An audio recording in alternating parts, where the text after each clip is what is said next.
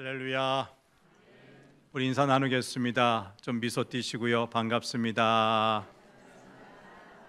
참 잘 오셨습니다. 자, 오늘 맥주 감사 주일인데 우리에게 밀과 보리를 주셔서 먹고 살게 하신 것도 감사하지만 진짜 중요한 생명 주심에 감사할 수 있게 되길 바랍니다. 생명보다 귀한 것이 어디 있어요? 그렇죠? 다시 한번 인사합니다. 생명 주신 것에 감사합시다. 아멘, 아멘. 제가 과거 이제 30년이 좀 지났네요. 목사 안수 받고 부목사로 섬겼던 신촌교회에서 러시아에 교회를 설립한 적이 있었습니다. 근데 그 교회는 특별히 예배당 건물을 지을 필요가 없었습니다. 러시아는 수많은 모임 장소, 특별히 공회당들이 많았어요. 과거 공산 정권 하에서 이 건물들은 모든 인민들에게 공산주의 사상, 곧 계급 투쟁과 유물론적 사상을 가르치던 장소였습니다. 그런데 이 공산주의, 본산이라 할 수 있는 소련이 무너진 다음에는 더 이상 공산주의 이념을 가르칠 수 없게 되었습니다. 그래서 과거 공산주의 이념 학습장으로 쓰던 공회당 하나를 이 교회가 임대해서 교회를 창립했던 것입니다. 건물은 과거 공산주의 사상을 학습시키던 그 건물입니다. 그로부터 미래에 이 교회 공동체가 될 성도들도 과거에 공산주의를 학습받던 바로 그 사람들입니다. 자, 보세요. 건물이 같아요. 그리고 그 속에 있는, 그 속에 모일 성도들도 과거 러시아 사람들, 소련 사람들이에요. 다 같은 거죠. 근데 이 두 공동체는 완전히 달라요. 과거의 공동체는 억지로 끌려나와 공산주의 이념을 세뇌당하던 수동적인 무리였습니다. 그러나 교회 설립 후 세워진 공동체는 스스로 교회에 나온 사람들로 이루어진 자발적이요 능동적인 공동체인 거죠. 이 믿음의 공동체는 시작 단계부터 과거의 공산주의와는 완전히 다르다는 것을 세상에 보여줘야만 합니다. 교회 참모습은 교회가 마땅히 해야 할 일을 충실히 감당할 때 세상에 밝히 드러날 것입니다. 그러면 교회가 반드시 해야 할 일들이 뭡니까? 하나님이 교회를 세우시고 교회를 통해서 하시고자 하는 바가 무엇이냐고요? 네 가지를 들 수 있는데 그 첫째는 캐리그마가 행해져야 한다는 것입니다. 죄송합니다. 그리스 말, 헬라 말인데요. 캐리그마란 말씀의 선포, 우리 예수님이 우리의 구세주이심을 선언하는 이 말씀의 선포, 더 나아가 예배를 의미합니다. 우리가 교회다운 교회를 세우기 위해서는 참된 말씀의 선포가 있는 예배 공동체를 세워야 한다는 것입니다. 둘째는 디다케가 있어야 한다. 이 디다케는 모든 성도들을 그 신앙의 단계에 따라서 성경을 체계 있게 가르치는 교육을 말합니다.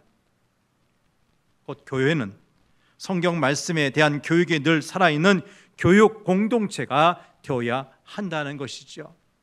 셋째는 여러분이 잘 아시는 코이노니아가 있어야 합니다. 저 위로 하나님과의 교제와 옆으로 성도들 간의 교제는 우리의 신앙생활을 힘있게 하고 감사하게 하고 어떤 시험이 닥쳐와도 이길 원동력이 되는 아주 중요한 요소입니다. 마지막 넷째는 디아코니아가 있어야 한다는 겁니다. 디아코니아는 봉사를 의미하는 히라버인데요, 함께 모여서 뜨겁게 예배를 드리고 교육을 받고 친교를 나눈 초대교회 공동체가 이제는 흩어져서 선교하고 봉사하던 곳에서 유래한 말입니다. 여러분, 본래 우리 교회가 이 땅에 세워진 이유는 교회 자신을 위하여 사는 것에 있지 않습니다. 창세기 12장에서 하나님께서 아브라함을 부르신 이유는 아브라함이나 그의 자녀들이 예뻐서 그들에게만 복을 주시고자 함이 아니었습니다. 아브라함으로 인해서, 아브라함 때문에 그의 후손과 세계 모든 족속들에게 복을 주시겠다고 계획하신 분이 바로 하나님이십니다. 그 하나님께서 이스라엘을 택하여 하나님의 백성을 삼으신 이유도 이 세상 수많은 나라 가운데 특별히 이 한 나라에만 복을 주시고자 함이 아니었습니다. 이스라엘이 거룩한 제사장 나라가 되어서 이 세상의 수많은 사람들에게, 나라들에게 하나님의 계획, 하나님의 사랑, 하나님의 구원을 전하고 알리는 통로의 역할을 잘 감당하기를 원하셔서 이스라엘이라는 나라를 선택하신 겁니다. 여러분, 하나님께서 이 땅에 교회를 세우신 목적도 마찬가지입니다. 단지 교회에 출석하는 성도들에게만 복을 주시기 위해서 교회를 세우신 것이 아니라는 말씀입니다. 하나님은 우리 교회를 통하여 하나님의 뜻이 온 세상에 전달되기를 원하십니다. 우리 교회를 통하여 세상이 복을 받기를 원하십니다. 우리 믿음의 성도들 한 사람 한 사람을 통하여 우리 이웃들에게 복을 주시기를 원하십니다. 그런데 우리 교회는 영리단체가 아니죠. 이윤을 많이 내서 그 회원들에게 이윤을 나눠주는 기업이 아니에요. 극단적으로 말씀드리면 교회는 교회 자신을 위해 존재하는 것이 아니라 이 세상을 위해서 존재합니다. 이 세상이 변해서 하나님의 뜻을 받아들일 때까지 온전히 주의 말씀을 전하고 봉사하는 곳이 교회입니다. 조금 전에 우리가 성찬식을 거행했죠. 예수님께서 우리를 구원하시기 위해서 십자가에 달려 돌아가셨습니다. 근데 이 예수님의 죽음은 우리들만을 위한 죽음이 아니라 온 인류, 모든 죄인을 위한 희생의 죽음이었던 겁니다. 그러므로 우리 교회가 세상에 봉사할 수 있는 많은 방법 가운데 이 예수님을 전하는 선교보다 값지고 귀중한 봉사가 없습니다. 교회가 병원을 세우거나 학교를 세우는 것도 좋습니다. 요즘에는 요양원이나 사회복지기관을 세워 살기 힘든 사람들을 보살피는 것도 아주 훌륭한 봉사일 겁니다. 경제적으로 시달리는 이웃들을 구제하는 일도 해야만 합니다. 그러나 이 모든 일을 주님 사랑을 가지고 선교적 차원에서 해야 합니다. 여러분, 이것을 예수님을 믿는 사람들에게만 봉사하라는 의미로 해석해서는 안 될 겁니다. 이 세상 모든 사람들이 교회가 하는 봉사와 섬김의 대상이 되어야 합니다. 그런데 우리의 봉사가 그들의 육체적인 건강이나 경제적인 어려움만을 돕는 데 그쳐서는 안 된다는 거예요. 우리의 봉사를 통해서 하나님이 소개되어야 합니다. 하나님은 우리 육신적인 건강뿐 아니라 영적이요, 정신적인 건강까지 주시는 분임이 증거되어야 하고, 예수님 믿기만 하면 우리의 삶의 의미가 바뀌고 목표가 바뀌고 인생관이 바뀌어서 항상 기쁘고 감사한 삶을 살게 된다는 것이 증거되어야 합니다. 오늘 본문 말씀을 보니까 마게도냐 교회들의 아름다운 구제 이야기가 그려져 있습니다. 마게도냐 교회들이란 현재 그리스 북쪽에 있는 발칸 반도에 있었던 교회들인데, 구체적으로 빌립보, 데살로니가 그리고 베레아 교회를 말합니다. 그런데 이 교회들에 속해 있는 성도들이 자신에게 복음을 전해준 사도 바울에게 제발 우리도 흉년으로 말미암아 고생하고 있는 예루살렘에 있는 성도들을 돕는 일에 참여할 수 있도록 해주십시오. 지금으로 말하면 수재의연금, 구제금 우리도 참여할 테니까 우리 거 받아가서 전달해 주십시오. 간청했다는 것입니다. 근데 가만 보니까 이곳에 있는 성도들이 경제적으로 여유가 있고 넉넉해서 일을 한 것이 아니었어요. 오늘 본문 2절, 3절 말씀을 우리 큰 소리로 읽어보죠. 새 번역 성경입니다. 시작. 그들은 큰 환난의 시련을 겪으면서도 기쁨이 넘치고 극심한 가난에 쪼들리면서도 넉넉한 마음으로 남에게 베풀었습니다. 내가 증언합니다. 그들은 힘이 닿는 대로 구제하였을 뿐만 아니라 오히려 힘에 지나도록 자원해서 하였습니다. 예루살렘 교회 성도들을 도왔던 이 마게도냐 지방의 교회들은 환경이 좋았던 것이 아니에요. 오히려 환란이 극심했어요. 심지어는 극심한 가난이 쪼들렸어요. 그런데 넉넉한 마음으로 남에게 베풀었어요. 마지막 3절 말씀 보니까 그들은 힘이 닿는 대로 구제했을 뿐만 아니라 오히려 힘에 지나도록, 힘이 넘치도록, 자신의 분수에 넘치도록 자원해서 섬겼다는 이야기입니다. 이렇게 극심한 박해와 가난 중에도 선교의 불씨를 끄지 않았던 초대교회는 주님 은혜 가운데서 날마다 성장했습니다. 요즘 말로 말하면 부흥했다는 것입니다. 심한 가난 중에도 구제했던 교회는 우리 하나님께서 채워주시는 역사를 경험한 것입니다. 봉사하는 교회, 봉사하는 그리스도인, 나누는 교회, 나누는 그리스도인. 사실 예수님이 이 땅에서 가장 강조하여 가르치신 것이 이것 아닙니까? 사도행전에 기록된 초대교회 전형적인 모습이 바로 이 나누는 교회였어요. 한번 보십시다. 사도행전 2장 44절 45절을 세번역 성경, 아주 쉬운 성경을 읽어봅니다. 시작. 믿는 사람은 모두 함께 지내며 모든 것을 공동으로 소유하였다. 그들은 재산과 소유물을 팔아서 모든 사람에게 필요한 대로 나누어 주었다. 자기 것이라고 소유를 주장하지 않고요, 재산과 소유를 팔아서 그 공동체에 속해 있는 모든 사람에게 필요한 대로 나누어 줬다, 분배했다는 이야기입니다. 이것이 처음 교회, 이 땅에 세워진 처음 교회의 모습이에요. 그런데요, 오늘날 교회와 그리스도인들에 대한 불신자들의 평가는 너무 안타깝습니다. 나누는 데 인색하고 예배당 짓는 데만 정신이 없는 사람들이라는 겁니다. 우리가 아무리 그렇지 않습니다, 우리는 나누는 데도 인색하지 않습니다, 잘 나눠주고 있습니다 이야기해도 그들은 우리의 말을 들으려고 하지 않습니다.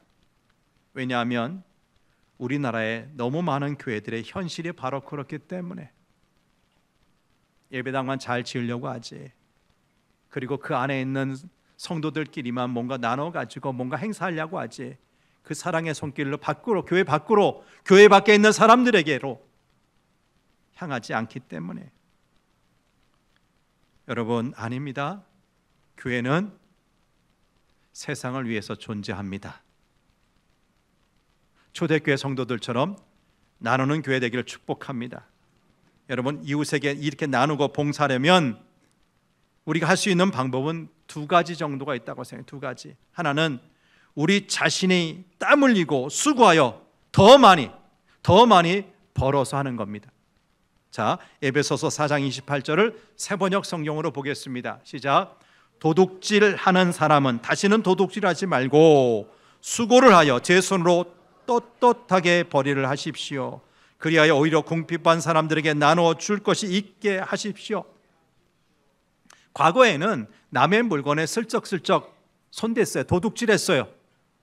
근데 예수 믿으면 계속해서 도둑질하라고요? 아니요. 이제는 제 손으로 수고해서 떳떳하게 벌이를 하라는 겁니다. 그리고 궁핍한 사람들에게 나누어 주라는 것입니다. 여러분, 수고한 것 나눠줄 수 있는 복된 성도 되시길 축복합니다.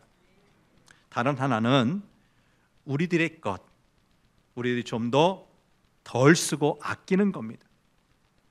이것은 이윤을 추구하는 영리 단체가 아닌 교회가 택할 수 있는 아주 좋은 방법입니다.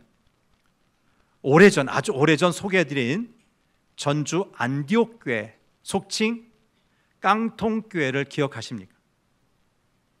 시간이 많이 지나서 이제는 잊으신 분이 많을 텐데, 전주 안디옥 교회인데요, 별명이 깡통교회예요. 옛날 미군 군정 시절에 비행기 경납고 양철 지붕의 이 콘센트 막사를 가져와서 교회 본당 건물로 사용하고 있어요. 이 교회가 성장한 다음에도 계속 이 건물을 유지하고 쓰는 이유가 뭡니까? 개척 직후부터 주능교회가 되어서 교회 재정의 60% 이상을 선교하고 구제하는 데 사용한다는 이 대강령을 실제 실천하다 보니 번듯한 예배당을 짓는 일, 꿈에도 상상 못할 일이 되고 말았어요. 이 교회 예배당은 양철 지붕으로 되어 있기 때문에 요즘처럼 한여름에는 그 열기가 어마어마하지만 그 흔한 에어컨 하나가 없이 천장에는 선풍기만 달려 있어요. 교인 수가 수천 명이 되어도 대형 버스는 구경할 수 없고 교육관조차 허름하기 그지없어요. 그럼에도 저는 감히 우리도 전주 안디옥 교회의 귀한 모습을 본받자고 말씀드리고 싶습니다. 이것은 우리도 양철 지붕에 깡통처럼 만든 예배당을 짓자거나 예배당에 설치한 에어컨을 모두 없애자는 말이 아닙니다. 교회를 관리하는 그 사람들을 없애고 교역자나 사무직원 줄이자는 말도 아닙니다. 당장 교회 예산의 60% 이상을 밖으로 내보자는 것도 아닙니다. 여러분, 이것은 우리 성도교회가 전주 안디옥 교회보다 못한 교회라는 뜻으로 말씀드린 것이 결코 아닙니다. 우리 교회도 정말 아름답고 저력 있는 교회입니다. 요즘처럼 성도들의 삶이 윤택하기 전 우리 예배당을 아름답게 건축하기 위해서 서로 격려하며 발벗고 나섰던 신앙의 선배가 있는 교회입니다. 교회 개척 시절부터 어렵고 힘든 때 대형 교회로부터 지원받은 것이 아니라 우리보다 힘들고 어려운 교회들, 사회복지 시설들 찾아갔던 교회가 우리 성도교회입니다. 지금은 국내외 20여 곳 안팎의 교회와 선교지 그리고 사회복지 시설을 위해 후원하는 교회로 우리가 발전했습니다. 그런데 이제 우리가 주의할 것이 있어요. 이 정도면 됐다, 이 정도면 충분하다, 자기 만족에 빠져서는 안 된다는 것입니다. 봉사와 선교는 교회의 체면을 위해 적당히 하는 것이 아닙니다. 교회 존재 목적이 봉사요 선교에 있습니다. 그러므로 이 지역사회와 한국의 어려운 곳, 세계의 어려운 곳 찾아 섬기는 열기가 더욱 확산되어야 될 줄 믿습니다. 교회 여유 예산을 가지고 하는 봉사에서 이제는 예산을 전략해서라도 선교와 봉사를 해야 합니다. 여러분 가정 아시잖아요. 제한된 수입, 남편과 아내가 열심히 벌어서 얻은 그 수입을 쓸 때 다 쓰고 저축하려면 저축할 수 있을까요? 안 되죠. 잘 안 되죠. 아끼고 먼저 저축한 다음에 쓸 것 쓰는 겁니다. 여러분, 교회가 해야 하는 선교와 봉사도 마찬가지입니다. 교회 여러 일에 예산을 다 쓰고 남은 재정으로만 선교하라면 제대로 선교할 수가 없어요. 쓸 곳을 줄이고 하고 싶은 것 참으면서 하는 봉사와 선교가 의미 있는 선교요, 주님께서 기뻐하시는 일임을 믿습니다. 어떤 분들은 우리 교회 내에도 힘들고 어려운 분들이 참 많은데 왜 외부에 지원하려냐고 합니다. 타당한 말씀이기도 합니다. 근데 다시 말씀드립니다. 교회는 교회 자신을 위하여 존재한다기보다 이웃을 위해, 세상을 위해 존재합니다. 그러기에 제 소망은 우리 성도교회가 이곳에 있음으로 해서 이 신흥 일동의 이웃들이 하나님의 복을 받는 것입니다. 아멘 소리가 하나도 없어요. 우리 교회 그리고 여러분이 계심으로 인해서 이 성남시가 큰 유익을 얻는 것입니다.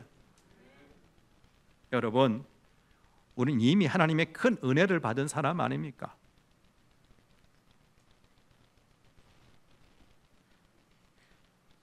생명을 얻었잖아요. 죄와 사망으로 마땅히 죽어야 했는데 살았잖아요. 그렇죠? 지금까지 하나님 은혜 가운데서 여기까지 이르렀잖아요. 사탄 마귀의 자녀에서 하나님의 자녀가 되는 엄청난 은혜를 입었습니다. 우리가 받은 은혜와 특권이 얼마나 크고 소중한지 제대로 아시기를 바랍니다. 그리고 우리가 하나님으로부터 받은 그 은혜를 흘려보내도록 우리의 마음의 문을 활짝 여시길 바랍니다. 어려운 상황에 있는 사람들을 긍휼히 여기고 자원함으로 나누는 사람들 되시길 축복합니다.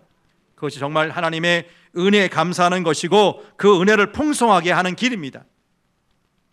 마게도냐 성도들처럼 어렵지만, 자신들도 어렵지만 우리 것을 기쁨으로 내놓으십시다. 이것이 은혜에 감사하는 그리스도인의 참 모습입니다. 그럴 때 우리 하나님의 은혜가 나누어지고 그 하나님의 은혜가 바다가 되어 그 은혜로 인하여 하나님의 영광을 받으시게 될 겁니다. 설교의 왕이라고 불려지는 찰스 스펄전 목사님께서 이런 말씀을 하셨습니다. 불행할 때 감사하면 불행이 끝이 나고, 형통할 때 감사하면 형통이 연장이 된다. 멋진 말이죠. 여러분, 불행할 때 불행하다 계속해서 원망하고 또 연속 불평하면 그 불행이 어떻게 된다는 거예요? 계속 갈 거예요. 그런데 그 순간에 감사하면 그 불행은 어떻게 된다? 끝이 나요. 여러분, 지금 잘 사십니까? 형통하십니까? 어때요? 그 형통이 딱 끊어지길 원하세요? 계속 이어지길 원하세요? 어떻게 하면 된다고요? 감사하면 그 형통이 이어지게 될 것입니다. 여러분, 감사하고 나누는 사람에게 하나님께서 더 큰 은혜를 주신다는 말씀입니다. 2024년 맥주 감사주의를 맞이해서 하나님 주신 은혜에 진정으로 감사하고 그 은혜를 자원함으로 나누는 성도들 되시기를 축복합니다. 하나님 아버지, 우리는 불과 반세기 전 전쟁의 폐허 속에 세계에서 가장 가난했던 그 기억이 있는 나라입니다.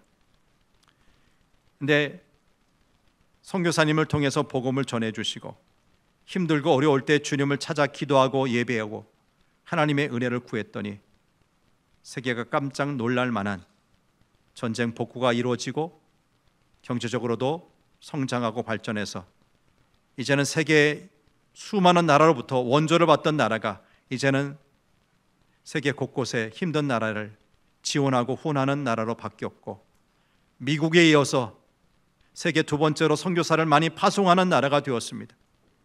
이 은혜를 계속 이어갈 수 있기를 축복합니다.